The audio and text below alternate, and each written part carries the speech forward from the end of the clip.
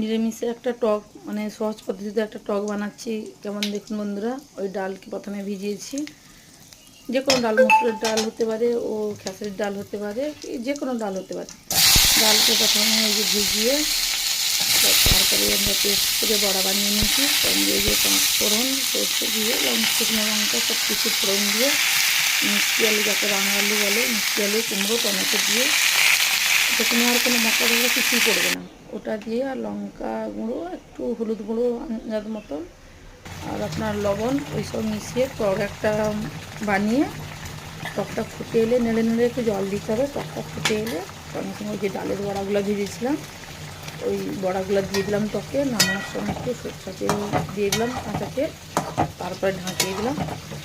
আপনারা এইভাবে টক বানিয়ে খাবেন, খুব টেস্ট লাগে। নিরামিষ যেদিন খাবেন, একটা নিরামিষের তো এখন একটু ওয়েদারটা বসন্তের ওয়েদার, আপনারা একটু টক বানিয়ে খেয়ে দেখবেন, খুব টেস্ট লাগবে খেতে আপনাদের। আমি তো বানিয়ে খাই, আপনারা খেয়ে দেখবেন কেমন হলো, কমেন্ট করে আপনারা জানাবেন বানানোর পরে।